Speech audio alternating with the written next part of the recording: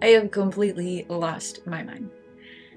Hey, it's Lolly, back for the last part of the 4-part Vivienne Westwood series. And if you just finished part 3 or you're watching it before this one, I am filming them concurrently, so I'm just gonna wear the same outfit. I don't feel like changing.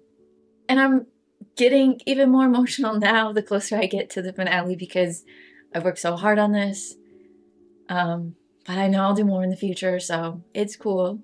I hope you're enjoying it and maybe doing some research into Vivienne Westwood yourself.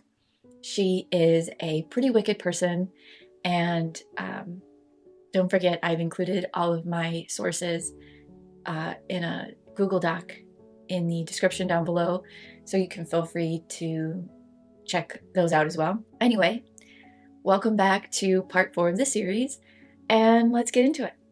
So in part 1, we talked all about Vivienne Westwood's childhood, meeting Malcolm McLaren, and opening up their shop on Kings Road.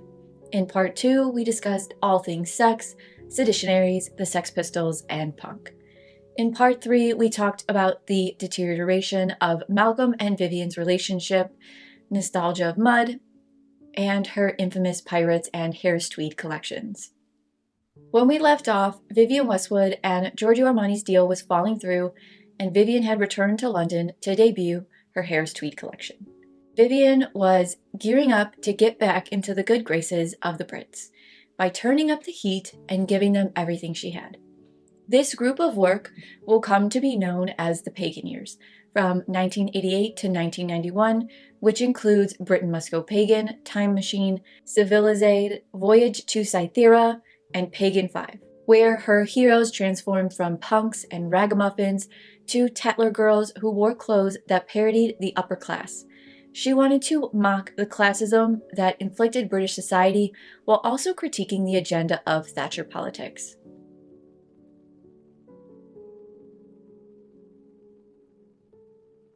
I do not believe, as people have been brought up to believe today, that sin with regard to sex means anything that is viewed as unorthodox. It's entirely for people privately to decide what they want to do. Their sexuality is their own, to do with as they wish, and pagans would have absolutely not understood. They would have been bewildered. She kicked off her Pagan Years with Britain Must Go Pagan, also known as Pagan 1. The collection was full of sexuality and reflected the contradiction in Westwood's work between respect for tradition and love of parody and sexual liberty. The other thing that I'm doing with regard to Britain Must Go Pagan when I present a collection is that I am pushing the idea of elegance. In her next collection, Time Machine, or Pagan 2, it was a tribute to H.G. Wells, the 1985 sci-fi novelist who wrote the novel Time Machine. The collection, like the novel, had steampunk elements and suits that were said to rival the Norfolk suit of the 1860s, that were highly structured with belted jackets, matching breeches, and worn while shooting, as well as a series of check tweed double-breasted suits made to conjure up Miss Marple, the heroine in Agatha Christie's novels.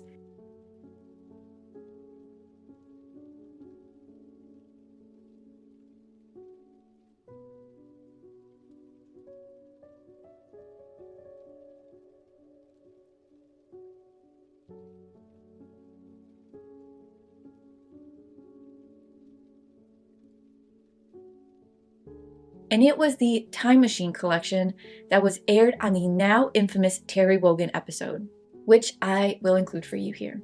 And told women to wear their bras on top of their frocks. She's currently advocating twin sets and pearls for men. Please will you welcome Vivienne Westwood. Vivienne, have they caught up? We're going to have to look at the shoes again. Vivienne, hi. You know, one. What do you call They're them? really great. You can stand on them on tiptoe. They're ever so stable. What do you call them? I call them rocking horse shoes. Where have you got this pelmet from here? It's got little balls inside. What Little are balls? they made of? Tell me about that. For shoes, people have gone from everything, haven't they? Tell me about the twin set and pearls for men. I mean, has it caught on? I have not seen a lot of men wearing twin sets. We're going to look at your latest collection. I know every time you do a collection, they say, Crikey, Viv's blown it, don't they? They say Viv's blown it. We don't know whether Viv's blown it this time because this is the new collection. What's it called? Well, I'd like to describe it after. It's called Time Machine. Time Machine. Yeah. Greek and Roman. Are people supposed to laugh? I mean, they're laughing. I think she feels great, and I don't think they should laugh, really. But Well, this is more orthodox, isn't it? Yeah. Now, that is a fashion pointer, but really, for men, do you really expect to sell those? of course, I mean, what's... if they don't stop laughing, I shall tell the next person not to come on. Oh, dear. You're not to laugh. You can laugh, but look as well. It's really great. Is this a winter collection? Yeah. And I've never met this response before. How much is that one that I find confusing? I mean the dress, not the lady. I mean, how much is the outfit? You need a huge personality like yours to be able to carry it off. And who buys them apart from Janet Street Porter? I mean, I think you were being very unfair here. No, Vivienne's I'm a very, very no, successful I'm designer not. and the most influential designer in England at the moment. You really left behind the people you originally began catering for, which were the young folk on the streets in the King's Road who just wanted a baggy or ripped T-shirt. They saved up to buy it because it was part of a rebellion, but now you're part of the establishment. So you wouldn't agree that in a sense you're conforming really by becoming a top designer? I don't think it's. I mean, I am very careful to try to keep my clothes down in price as much as possible, but I cannot conceive of myself as a social worker in this way. I'm wondering how highly, this is a serious question, how highly regarded you are, Vivienne Westwood, in Europe? I think that Vivienne... Hello? This clip is the perfect reflection on how London treated her. They had no remorse or care for what she was trying to do, consistently ignoring her and mocking her to her face, despite Japan, Paris, and Italy picking up on her talents and multiple designers becoming influenced by her work. London turned their noses up at her. And for a while, Vivienne tried toughing it out, but it would become too much, and eventually she would leave London, opting to show her collections in Paris. After Time Machine came Civilizade, and in that collection, Vivienne shifted focus from the establishment to the ancient Greeks. She was awed by classic Greek statues and became convinced that drapery was the mark of a civilized class. She was urging people to wear anything that draped the body for seductive movements.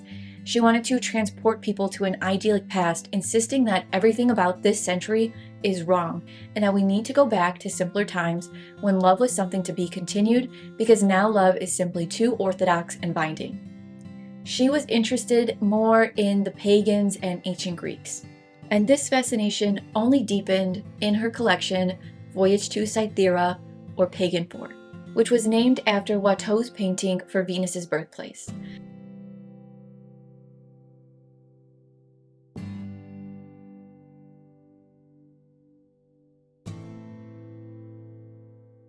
The collection featured geometric print pieces, burgundy-trimmed mini-crinny dresses, flesh-colored leggings and tops that were appliqued with hearts or green perpex fig leaves, as fig trees symbolized wisdom and success in abundance.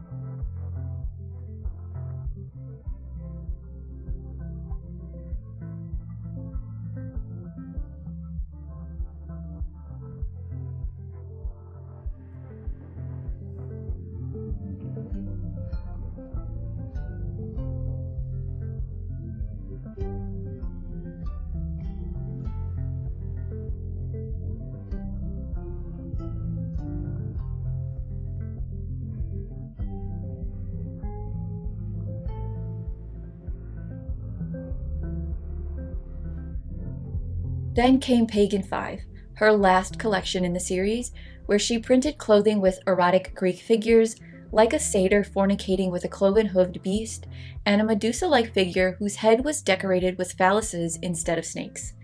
and actually most of the collection was adorned with many phalluses that were a tribute to the sexual freedoms and paganisms of the ancients. Many garments were flesh-colored, with giant phalluses drawn on the front of them. Well, I wrote a blurb, which I can remember. I got it all in one paragraph. I don't know whether people will understand it, but it was, the half-dressed city gent finds himself with Odysseus in an Arcadia of 18th century porcelain shepherdesses who frolic with the fauns and satyrs. The Face magazine dubbed it the Porno Olympics collection, and it's obvious to say it wasn't a big hit with many in London. Most of the public ridiculed her pagan years, and the British hated the series. And Vivienne just couldn't take it anymore. Commercial success and financial stability were two things that weighed heavily on her, two things she desperately needed to obtain. Fashion is extremely difficult. She was taking bold risks in her work that were then being copied and reworked by other designers who were finding success, but no one was taking a chance on her and her work. The largely conservative British Fashion Council hated her loud behavior and never forgave her past as someone who ridiculed the monarchy and challenged traditions. That's why they never put her up for British Designer of the Year, despite John Galliano winning twice for reworking her ideas.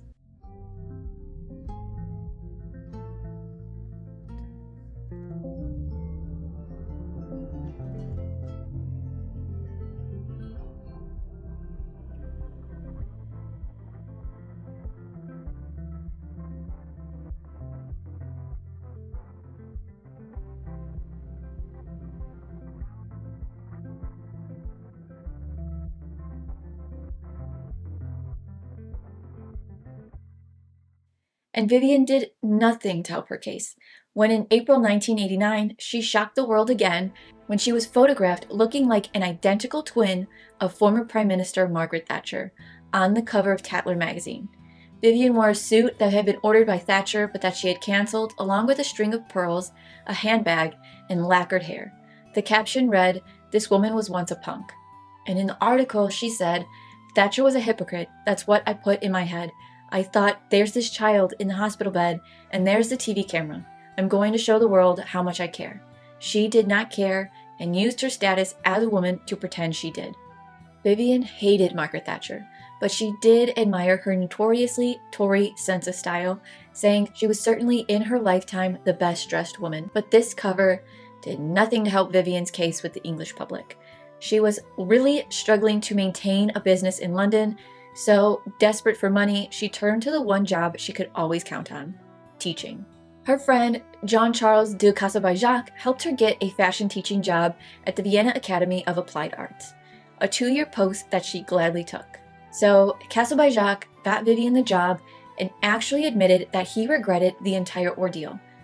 Not because of how Vivienne taught, but because it was where she met Andreas Kronfler. And I'm going to talk about him a bit, but I just want to say, everything I'm going to bring up is not my opinion or my feelings. I don't know this man. I just want to make this statement now because some of the things people say about him aren't very nice at all. One employee said he got in the way. Andreas worked on her and got in, while others believed that he began to steer the course of her work and career just like Malcolm McLaren did. I mean, Vivienne would even go on to say, "I think that Andreas came at exactly the right time. For one thing, in design terms, Andreas introduced me to the real potential of couture, and in particular to YSL, the change of the corset into ready-to-wear. He really encouraged me to do it. His dedication to Dior made a big difference in my work too. Vive la cocotte, that was Andreas. I learned from him." But who is Andreas Kronfler? Well, today he is co-owner of the Vivienne Westwood label and widow of Vivienne Westwood. But back in 1989 or 1990, he was one of Vivienne's students at the Vienna Academy of Applied Arts. He was 23 years old and she was 48 when they met. At the end of it, Andreas, I thought he was really cheeky. He didn't say it was great. It gave me the idea that there was a lot of room for improvement. He stayed and he worked on the next collection. There was the old studio and she just let me live there. Dirty old place. Every night when once they left, I would, get out this piece of leopard fur under a table and sleep on it on the floor in all this mess. I even had fleas at one point. But it was very romantic, and and this place was full of cardboard boxes, and in these cardboard boxes was all the archive and clothes, and I would study them, and soon everybody was gone. I would open them up and look at the things, and sometimes would actually wear them and go out. And it was fantastic. It was heaven. It was the real thing. It was the thing I always wanted. I just felt so happy.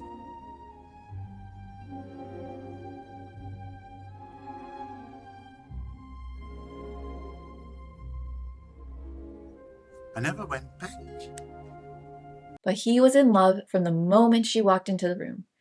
Vivienne, on the other hand, was attracted to his charm, his artistic sensibility and talent, but not romantically.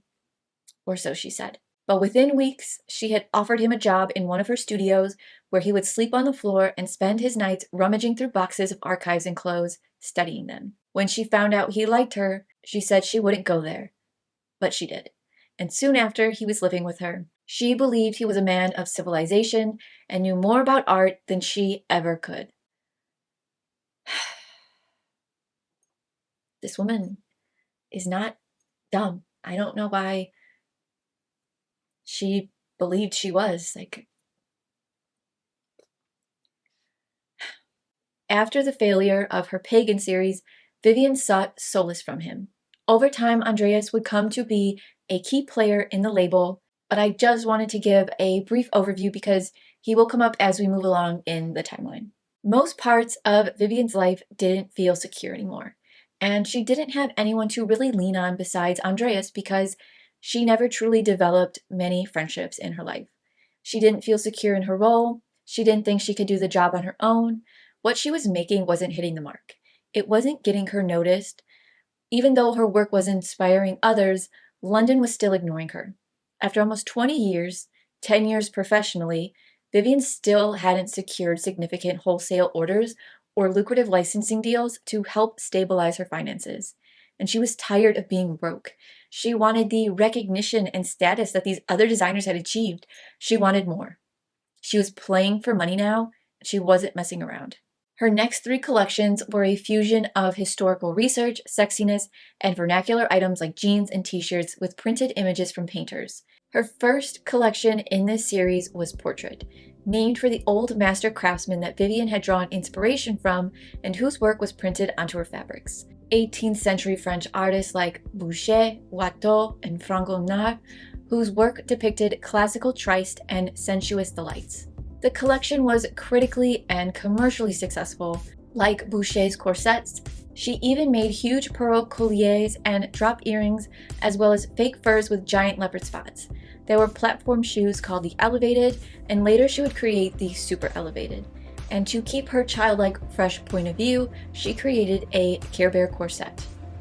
She returned to the studio one day with a Care Bear and said to her staff, "I found this stunning teddy bear," and then applied the image to the front of the corset, using the 2 claws of the bear as cups for the breast. Her staff found it clever, and it quickly became a hit, just as Care Bears gained popularity throughout the world. And the collection had an impact on young women, the same women who scoffed at her for so many years. After finally giving her work a chance, they said walking in her heels made them feel like real women because they were forced to move in a different way, and it amused them. Just as the corsets gave them the cleavage of mature women, the shoes made them walk like stars. The press loved Portrait. Designers Jean-Paul Gaultier and Essedine Alea visited her shop to check out the collection in person.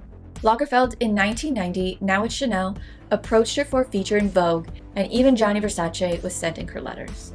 However, despite the buzz and popularity of the collection, Brits were reluctant to salute her achievements, partially because of her role in punk, and partially because they didn't care to understand her work. They called her an amateur because she was self-taught, and it worked to alienate her in the industry. The Brits treated her poorly, and by 1989, Even those who had been influenced by her work were wondering why she wasn't winning British Designer of the Year, as the press and buyers were coming to London specifically to see her. So after much backlash, Vivienne was finally awarded British Designer of the Year, but it didn't feel like an achievement. It felt more like a pity award, like, here's your award, now shut up.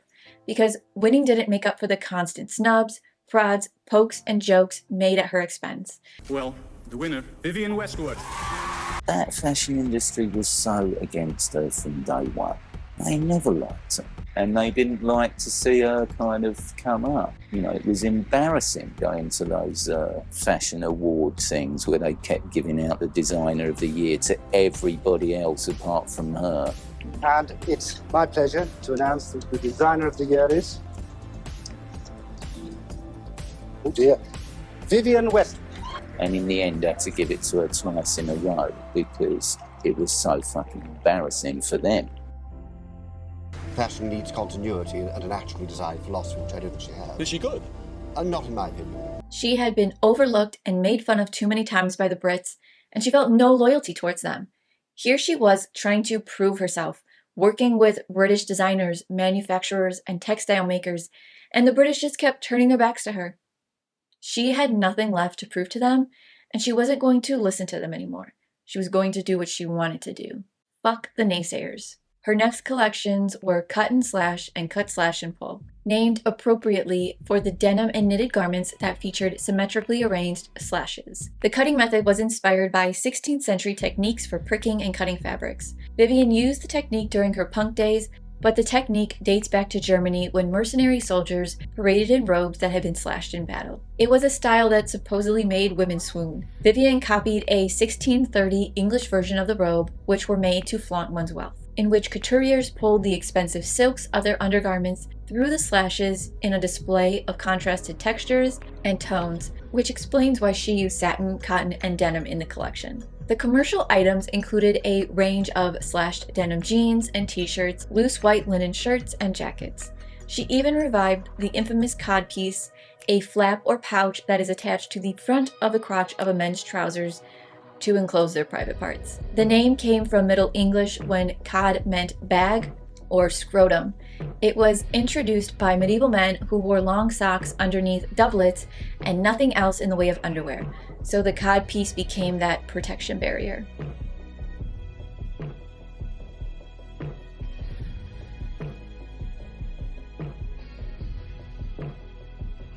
For the final wedding dress in her collection, Vivienne showed a colored dress in putty from Franco Nard's A Swarm of Cherubs. Vivienne wanted portrait to conjure up decadent concubines who would end up as duchesses. Despite these collections not being received well, Vivienne was finally hearing some good news. Ezzedine Alea had invited Vivienne to show her next collection, Dressing Up, in his own showroom. Which, if you know anything about Alea, this was a huge deal because that man didn't like just anyone, and he sure wasn't inviting anyone to show in his showroom. But he did invite Vivienne Westwood. So she left London Fashion Week behind for Paris Fashion Week. And here's where everything changes. She said it was the first time she had shown a proper collection. The first time she had felt respected in an industry she had already dedicated over 20 years of her life to, saying, "I'd always known Paris was important to me, and I'd always known, in a sense, that I had things to say in fashion. People seem surprised that you can have been in punk and then also be in couture, but it's all connected." That first collection in March 1991 caused a stir in Paris. Guests included Jean-Paul Gaultier and Christian Lacroix. Yves Saint Laurent and Karl Lagerfeld even sent flowers apologizing for not being able to attend. Dressing Up was an exceptional collection, a critique on casual dress that advocated for dressing up. The show was a mix of historical and primitive styles, composed of highlights from her previous shows. It was a critical triumph, and the French establishment welcomed Vivienne with open arms. They simply could not get enough of her. So she showed her next collection, Salon, in Alea's showroom again. Salon included prints lifted from photos from an interior design magazine, as well as enlarged photos of hair or marshmallow-colored putties.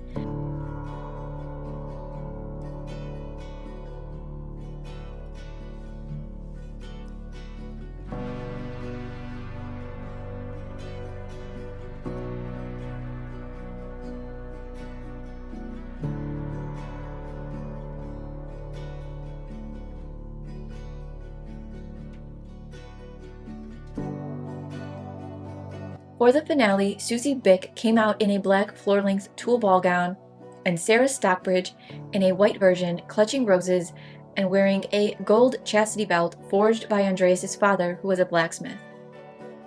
By this point in Vivienne's career, her work was being recognized by everyone, and in June 1992, Vivienne was invited to dinner at Kensington Palace to accept the award of the British Empire for the Queen's birthday.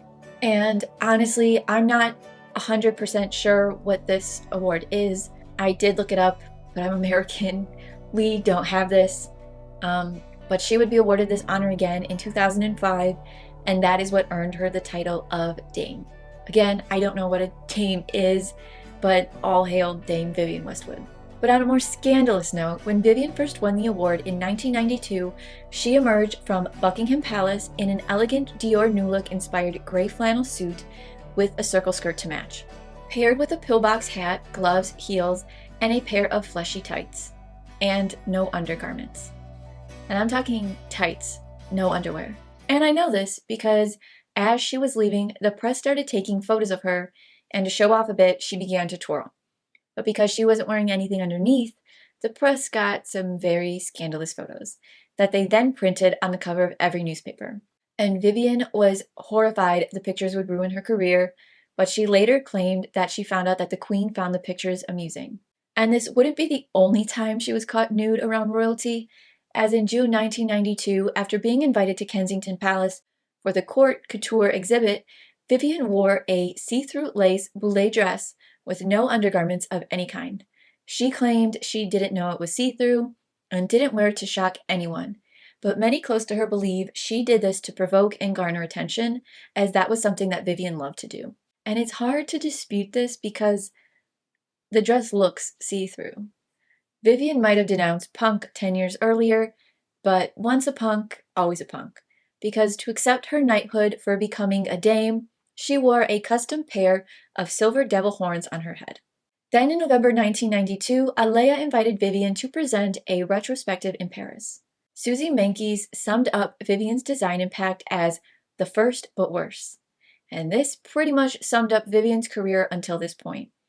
The originator of designs and silhouettes that would then be commercially exploited by other designers without permission, which is a horrible thing to be known for, but everyone agreed. And that had to sting.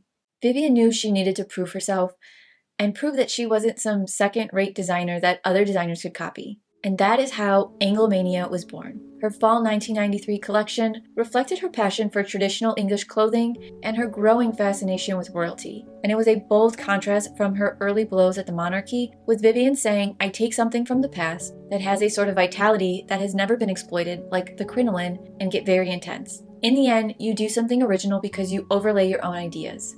Anglomania's name derives from the frenzy of English dress that broke out in fashionable French circles in 1780, shortly before the Revolution. Young men had discarded their formal frock coats, lace-tailored suits, and hats. Anglomania was all about traditional English and Scottish practices, and for the collection, Vivienne hired La Couronne textile mill in Scotland to create a special tartan called the Mac Andreas, named after Andreas.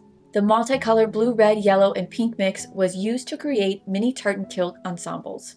The collection was sleek and sophisticated, drape-wrapped jackets and pleated layered dresses, ultra-mini dresses, exaggerated fur trimmings, tartan minis, and argyle prints. The fine gowns and wedding dress that Kate Moss wore were so stunning, my brain can't even comprehend them fully. And not that I necessarily believe in marriage, but if I were ever to get married, it's not like a dream of mine, but if I ever did, it would definitely be in a Vivienne Westwood gown, because there's nothing better than a gown by Vivienne Westwood. The show is often regarded as her greatest collection, but it became notorious and iconic because of Naomi Campbell, who walked out in 10-inch purple crocodile, super high elevated platforms, wearing a tartan mini kilt, a purple velvet crop jacket, and white rubber tights. And as she walked, the tights rubbed together, which caused her to trip on the catwalk. On the moment, Naomi said that she should have practiced more because she later found out that the trick to walking in them was to walk on your tiptoes. But after she fell, she got right back up and went backstage. Vivienne found her lying between the rails, and she told Vivienne, I'm going back on the catwalk, and if I fall again, you come and get me because I'm not coming back up.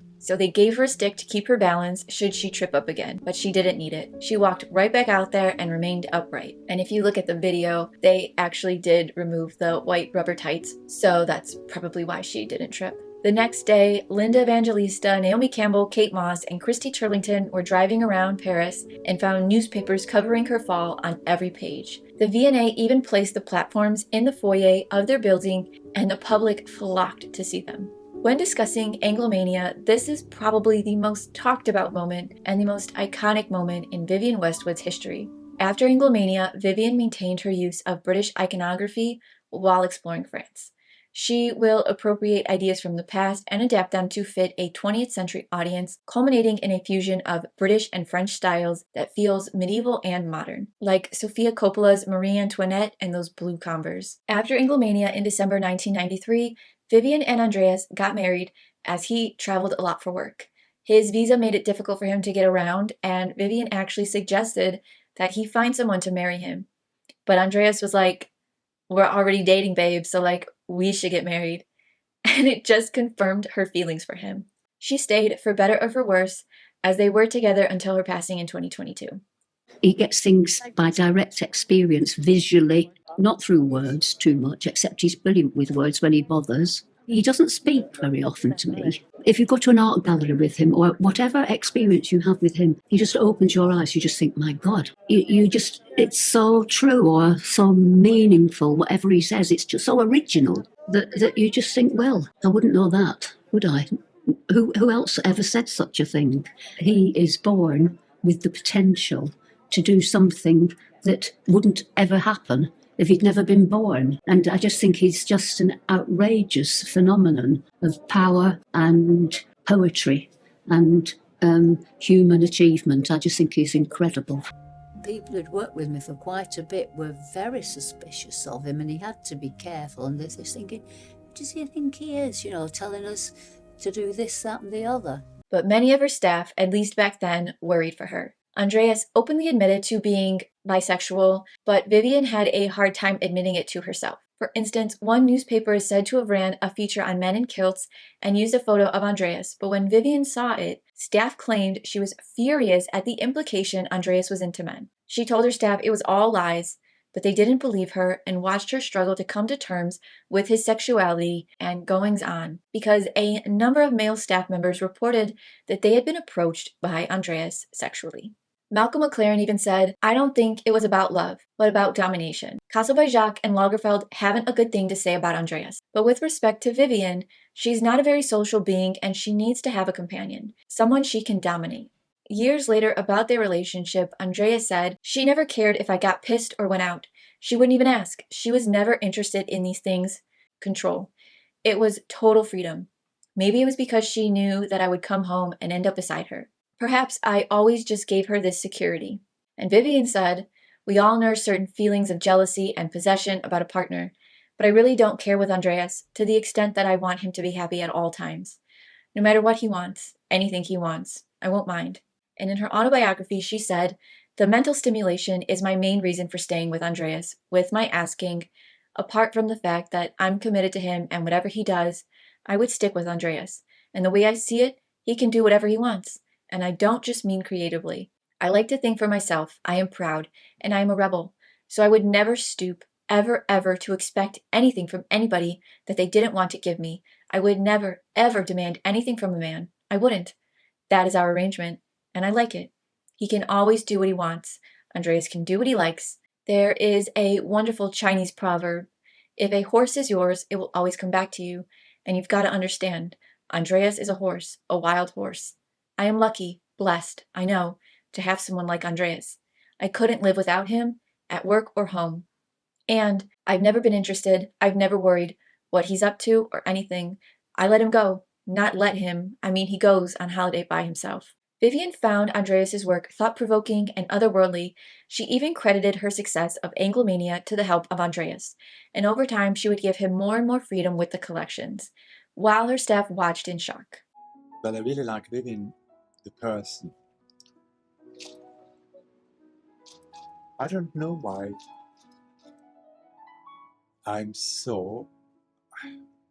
There is this word love, in love with her. I really don't know.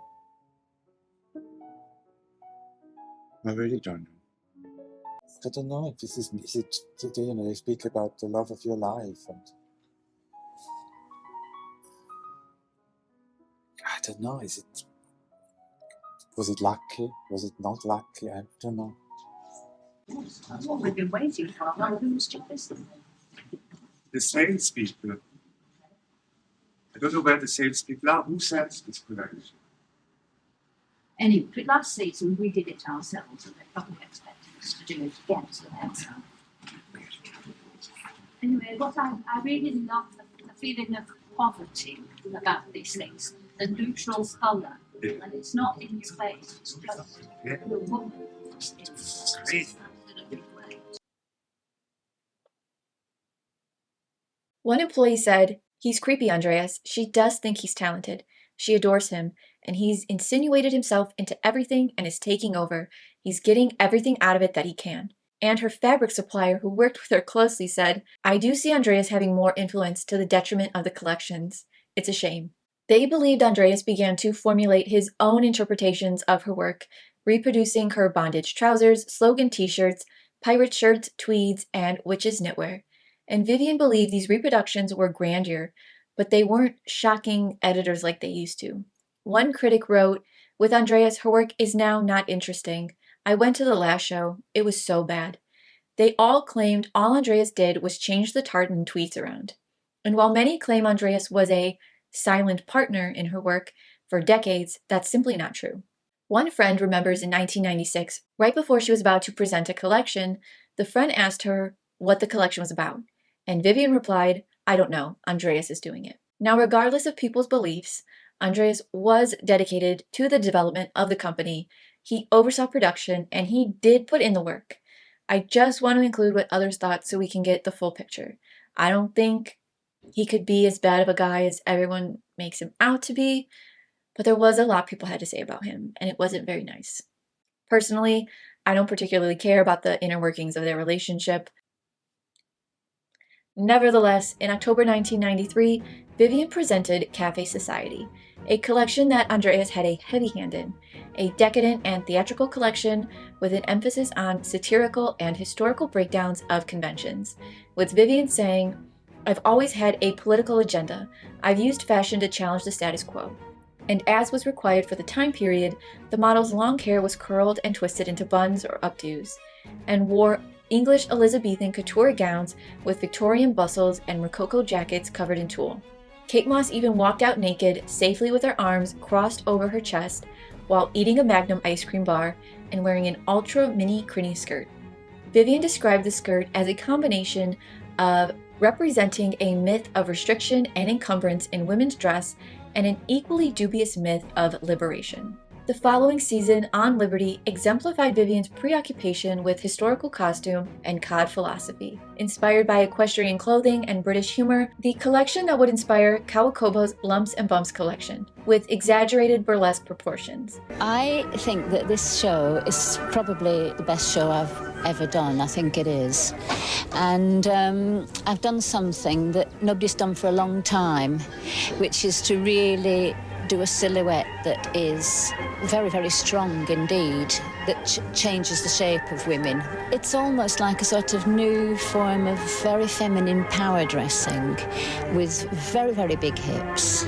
I happen to think that a lady is the most beautiful creature in the whole world. I think it's natural that she should want to augment this potential. I think it's natural that she should stand on high heels, and that therefore, once you stand on high heels, all the bumps and curves of her beautiful physique come into play. This fact of standing on two legs gives you a bottom that no other animal's got. And this woman is just incredible. Vivienne was interested in the 19th century version of the bustle skirt, fitted with half hoops across the hips to accentuate the smallness of the waist, and drapery hooked to the waist to form a second skirt. Vivienne's protrusions had to be swung to one side if the wearer wanted to sit down. Then in March 1995, she showed Vive la Cocotte, referencing historical fashions and her reinterpretations of French couture. She created the cocotte dress, the ultimate symbol of punk and rock and roll, with an hourglass figure, padded bust, and bustle with a metal cage. It was a complete change in direction for Vivienne. As we know, she was evolving with the help of Andreas. And with this collection, she hoped to get into the hallmarks of couture fashion. She was now the talk of Paris, the talk of fashion, and that is how she caught the attention of Bernard Arnault.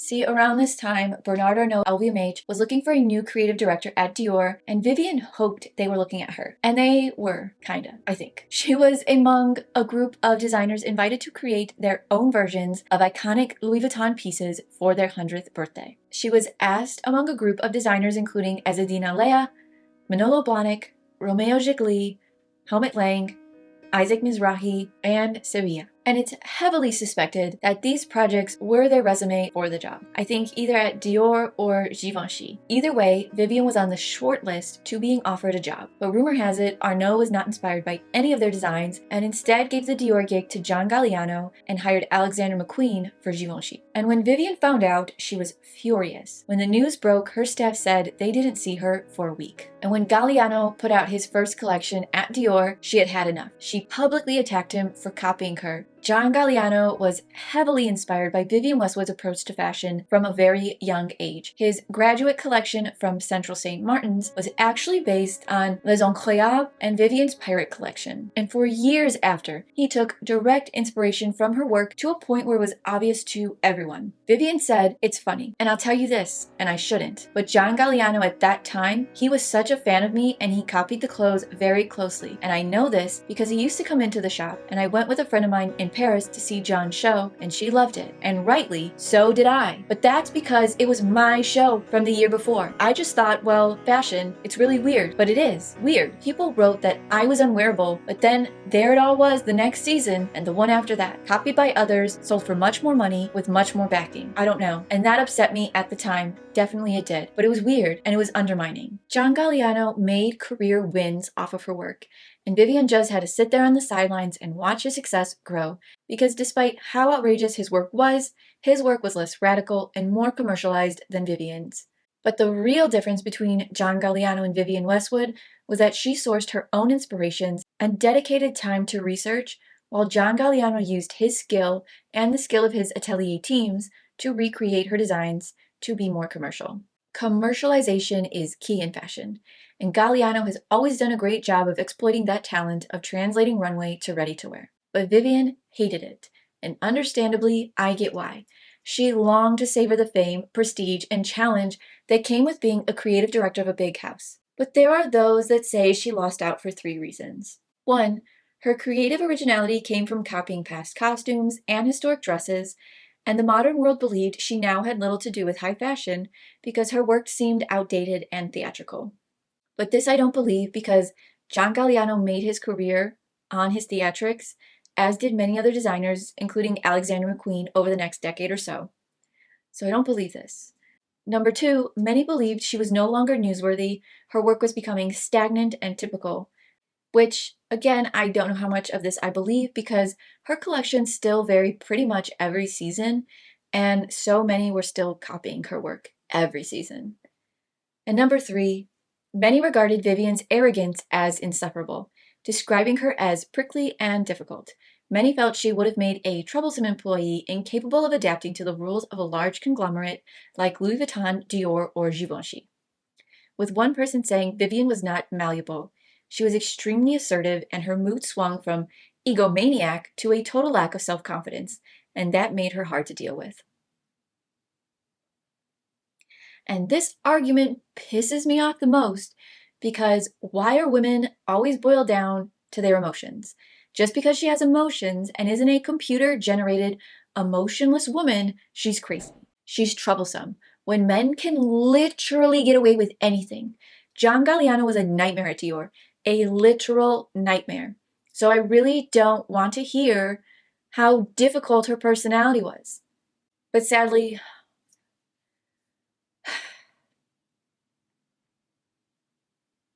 I hate that I'm about to agree with this statement. It makes me the most enraged, but I still believe this to be the true reason for her not being hired. I think there are a lot of reasons she wasn't considered, and most of them come down to her being a woman. And I'll say this. John Galliano, despite his troublesome and controversial reputation, was destroyed by the pressure to keep up, and Alexander McQueen almost lost his whole identity and life working at Givenchy. On one hand, I believe she would have done well with some control, money, and an atelier team. However, on the other hand, I think it would have put her in this box and put her under pressure to perform, pressure she wasn't used to, nor that she could have withstood.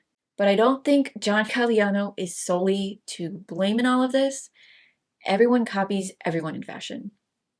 Vivienne copied other people's work as well, like her Harris Tweed collection when she ripped the labels off Stephen Jones's tricorn hats and made them her own.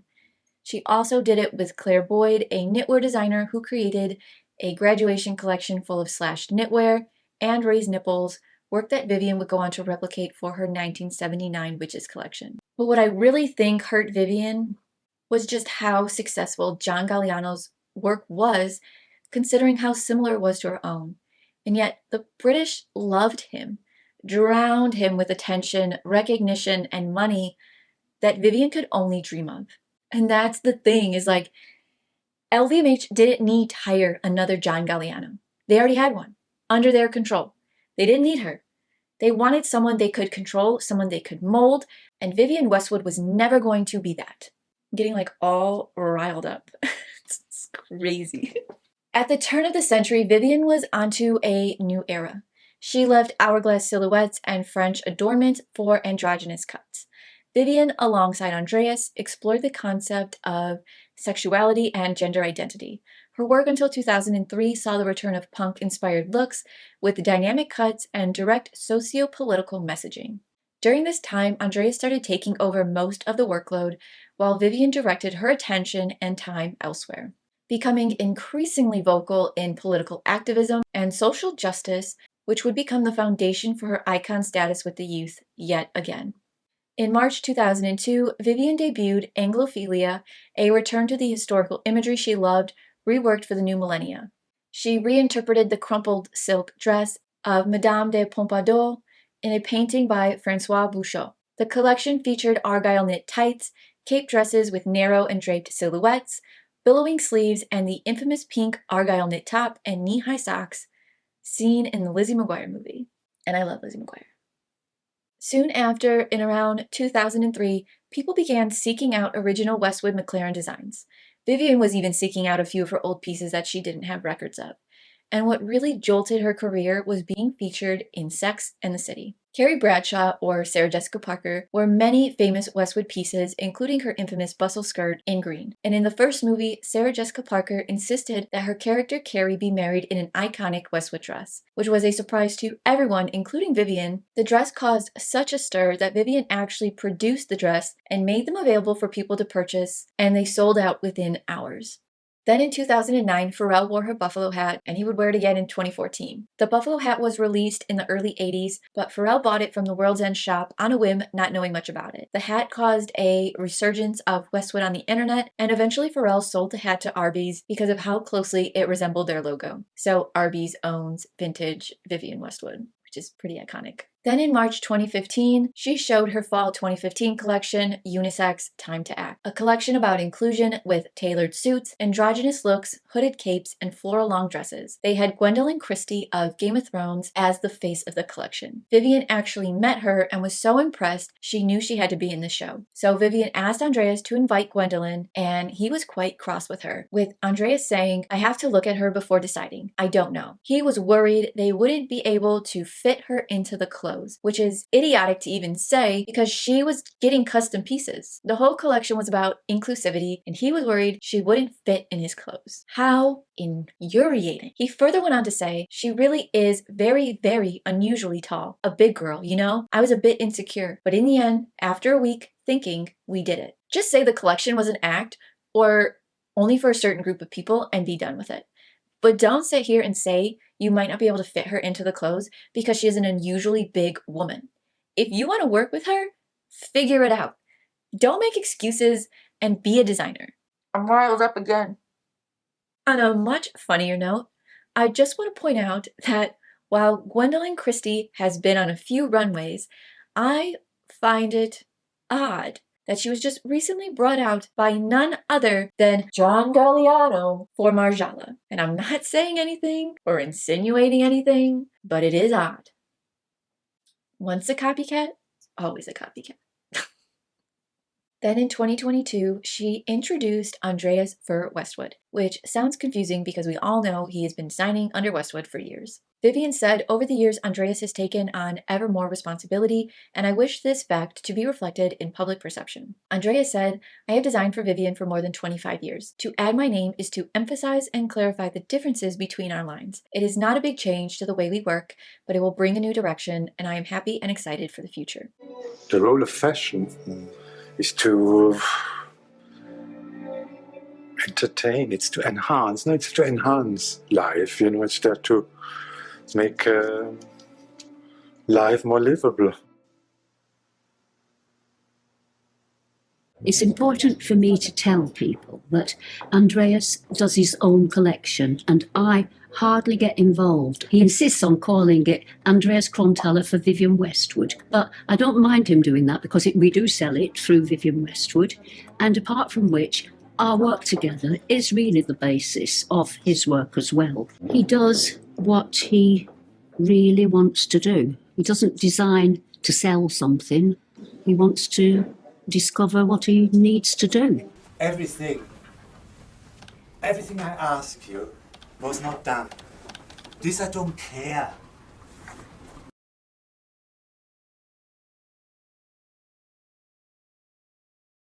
And honestly, good for him. 25 years. That's a really long time to be working there. And yeah. Vivienne Westwood was setting up the company for a future after she was gone. Her focus wasn't solely on fashion for a long time. Her attention was focused on political activism and climate change. So let's talk all about what she has done. In 2008, on Easter Sunday in April, Vivienne spoke at the biggest campaign for nuclear disarmament at the atomic weapon establishment in Berkshire. And sometime after, she would write a manifesto called Active Resistance to Propaganda, which dealt with the pursuit of art in relation to the human predicament and climate change. She claims we have a choice to become more cultivated and therefore more human, and if we muddle along as usual, we shall remain the destructive and self-destroying animals we are, the victims of our own design. She advocates that art can save the world through the rise of ethical fashion and practices and getting rid of marketing buzzwords that make us think everything is sustainable or eco-friendly. And she was clear that we are constantly undermined by the biggest destroyers, and it is next to impossible to stop them. They would rather get rich and watch the world burn, and this is the absolute truth. And while I stand by everything that she just said, in 2013, Elux magazine, a sustainable fashion publication, accused Vivienne Westwood of greenwashing, a term used to define the use of the green movement as a marketing tool. They ran an investigation that found that her work includes PVC, polyester, rayon, and viscose, all of which are made from harmful chemicals. And despite her asking people to buy less, her company was still producing around 9 collections a year. And another investigation accused her of hiring unpaid interns and making them work over 40 hours a week. So greenwashing, unsustainable practices, harmful toxic chemical usage, and exploitive and unfair labor practices. Great. Great. In response, Vivienne stated that she'd had the same suppliers for decades and wasn't going to change her supply chain because it would be too complicated. And when questioned about the company's green status, she said, I don't feel comfortable defending my clothes, but if you've got the money to afford them, then buy something from me. Just don't buy too much. The article went on to add that Johnny Rotten called Malcolm McLaren and Vivienne Westwood a pair of shysters, people who would sell anything to any trend that they could grab onto. And I'm having a hard time trying to argue with that. Well, I don't know. Sorry. Now then. Well, look, let me start by asking you a simple question. How do you justify the preservation of this industry, if such it is, when it serves such little purpose? It's very important. Couture is very important. And sorry, I think can we just start this thing again? Is it possible? Sure. No, I'll tell you what, I'll ask Colin McDowell. Yeah. Mr. No, McDowell, I'm really sorry, but no, it's no problem. It's no problem. In 2012, Vivienne publicly supported Julian Assange, the infamous founder of WikiLeaks, and called for his immediate release. At her show that season, she created t-shirts that read, "I am Julian Assange," and she even visited him during his asylum at the Ecuadorian embassy in London, and in prison after his arrest. In July 2020, she protested outside London's courthouse against his possible extradition to the US by wearing a yellow jumpsuit and suspending herself in a giant birdcage, describing herself as the canary in the coal mines, saying she was half poisoned already from government corruption of law and gaming of the legal system by the government. Then in 2013, she collaborated with Willie Cole to make a dress for the Met Gala, the bodice of which was made of wild rubber from the Amazon rainforest, a rubber that comes naturally and is extracted without harming the tree. The wild rubber provides the people of the Amazon a job besides deforestation and destruction of the land on which they live. It's sustainable, and the dress was beautiful. Then she went on to appear in a PETA campaign, promoting vegetarianism. She also became an ambassador for clean energy, telling the public, "Climate change, not fashion, is now my priority." And here is when she started to really use her platform for environmentalism. She joined Save the Arctic, saying, "The Arctic's melting. If we stop the emissions now, it might still not totally stop. The World Bank has predicted that the temperature will get 5 degrees hotter. I got this map about which bits of the earth will become desert. I divided it into red and green. If you draw a horizontal line through Paris, everything below that is uninhabitable at 5 degrees hotter." So you're talking mass extinction and mass suffering. People ask what we can do, but if that happens, you won't be able to help anybody. It's just amazing that the governments know that and are doing nothing. It's just criminal. She believed that if people bought more discriminately and chose things they expected to last, the world would be better off. We'll give a message to the people of the world. The sea is getting warmer. The Arctic is melting. Life on Earth is going to mostly die. And of course, punk rock was to me, it was an idea of we're against all these people who are mismanaging the world, and we're against the older generation for not doing anything about it. That's what I was all about, and that's why I was interested in the idea of anarchy, because we don't need these people who are killing everybody to be running the earth. But I didn't realise the problems of the environment in those days, not really. WikiLeaks and the whistleblowers are just so important in getting people to understand the difference between the true facts and what the media's telling them. I don't know, we're kind of hoping that somehow people can put pressure, even to the extent of forming an alternative government through the social media, one that's sort of virtual, but nevertheless it would be a challenge to any government and might even become something concrete in the end. People are always interested in people who can do things, not just follow and try and be like everybody else. You'll always get a job if you follow your deep interests. You know, don't worry about getting a job, just do what you really care about and you'll always get a job. She lived by the simple motto, only having what you need, saying, "I do think if you aim for quality, it's not so much about consumerism." The idea of buy less, choose well, make it last made her wonder if the best thing she could do to combat climate change would be to close shop. And yes, it would. But she said it would have been difficult letting go of her 200 plus staff. And she got credibility for working in fashion, which gave her a voice and helped her to promote her message. But I think that's a bit of a cop-out because everyone knew who Vivienne was. She was an icon by this point. She could have shuttered her doors and been just fine. And I don't want to get into a long-winded discussion about harmful chemicals and being climate conscious, but we are porous beings. Wearing chemical-ridden clothing means that when the weather changes or you sweat, these chemicals seep into your body.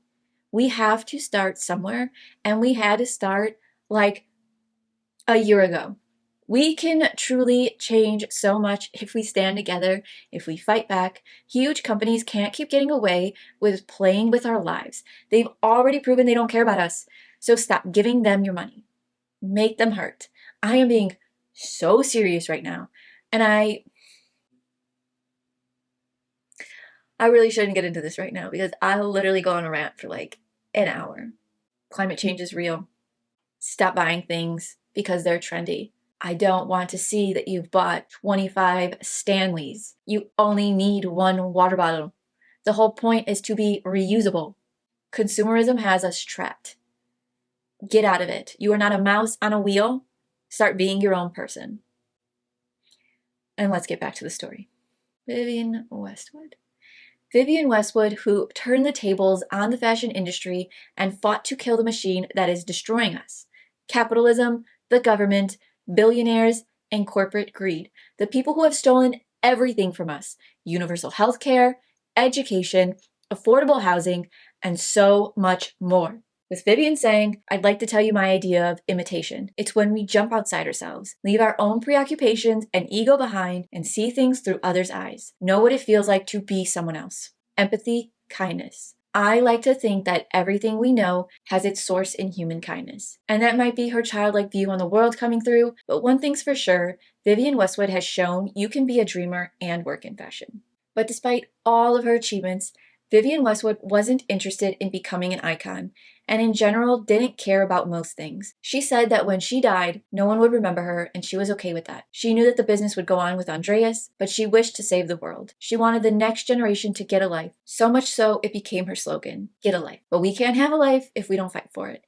If we don't stand up for ourselves and fight back against these conglomerates who answer to no one, who pay no taxes, and have remained unchecked for far too long. We have a different approach, she always likes to give it this meaning, and she likes when clothes have this message, which I think is good or not good, I'm not sure. I'm a bit sometimes bored by it, but then she shouldn't hear that. I'm not very much bothered about this, Just needs to look good and I need to like it, and I'm happy with it. It doesn't feel like Westwood, but at the same time, even Vivienne Westwood or Andreas, they knows where they are now.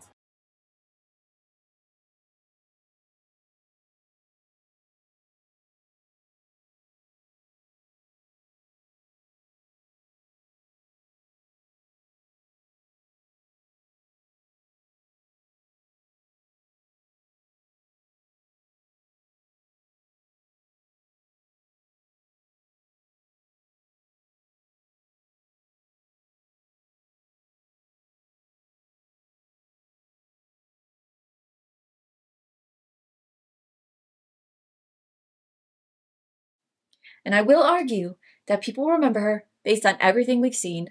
Her work lives on in designers who are and have been influenced by her work. One of my favorite designers, Lowena, who are incredible by the way, found their work through the inspiration of Westwood, saying Westwood was a designer we always looked up to as kids. The combination of preferences, punk and historical dress, has had a very strong impact on us and has shaped us so much as designers. The DIY attitude inspired us to get into fashion, to just try making stuff without the fear of everything having to be perfect. And I absolutely love them. I love their work. You should definitely check them out. But now, let's get into the sad news. Shall we? On December 29th, 2022, Vivienne Westwood passed away peacefully in Clapham, South London, at 81 years old. And one of her last requests was for the local Derbyshire church in her hometown to be swathed in her beloved McLeod Harris tweed tartan. The £45,000 order was fulfilled and the entire place was covered. The upper level was all tweed and the seat cushions were as well. The family wanted to leave the church as is, but locals decided they wanted a piece of history from their hometown hero. And the remaining tweed was recycled and given to fashion colleges. Soon after, it was announced the Vivienne Foundation, a nonprofit founded by Westwood and her sons and granddaughter in 2022, would launch to honor, protect, and continue the legacy of Vivienne's life, design, and activism. Upon her passing, Andreas made a statement saying, "I will continue with Vivienne in my heart. We have been working until the end, and she has given me plenty of things to get on with. Thank you, darling." And went on to further make a tribute collection to her that spring. It was the last collection she ever touched or worked on, with Andreas saying she still worked on it a little bit. "I just keep thinking of her. Will she like it, or is she going to wear it? I've always made everything with her in mind. It is my personal tribute to her. I think it's a very helpful process to go through something like this. I can create a new situation for myself, but at the moment, it's just still a strange period." And Vivienne's granddaughter, Cora Correa, actually walked in the show. Vivienne Westwood might be gone, but she lived a great life. A life she fought for. She fought for everyone else as well, worried about saving the world. She never stopped. I don't think she intended for this to be her life, but when the time came to step up and speak out against injustices and climate change, Vivienne did. She came a long way from the shy girl who hated London. She became the queen she always was. In the end, Vivienne knew her work was just a marketing tool, but she had no idea how it happened, and she didn't care for it. She believed the 20th century was a mistake, as do I. Everything seems to have just fallen apart at the turn of the millennia. But her work continues to be relevant, as it references many of the same feelings and problems we witness every few decades from governments and men who feel they need to control the world and control our bodies and minds. She spoke to the disenfranchised and angry youth of every generation who felt hopeless and silenced. Her work was about shouting against injustice and making people think, even if the topics are uncomfortable and controversial. And it is because of her work that Vivienne will remain a punk and live on forever. In her own words, "My clothes have an identity. They have a character and a purpose. That's why they become classics, because they keep on telling a story. They are still telling it." She came a long way from her past, but in a sense, the past is still the present, saying there are things you can never escape from your past. I tried to run away from it all after Malcolm, but I am now proud of my role as a punk because I think it contributed to the stance many young people take to this day. Don't trust the government ever. Climate revolution is punk. Punk lives. Same attitude, but with ideas more developed, more solid, and hopefully more earth-changing than we managed the first time round. So that is all I have for you lovely people. I hope you enjoyed today's video and the entire series, and hopefully you learned something new as well. If this video sparked anything, I hope it sparked rage. Rage against a system that doesn't care about us. Fast fashion is a joke. Consumerism is going to kill us. We need to stop feeding into trends. We need to stand up against companies who have the money, power, and means, and who have been dragging their feet to do so, along with every other company and billionaire that goes around profiting off of our downfall. Having billions won't save you when the world's on fire, and they sure aren't going to save us when the earth is on fire. No billionaire becomes a billionaire ethically. Just remember that. Now is not the time to be silent. Now is the time to rise up and do something.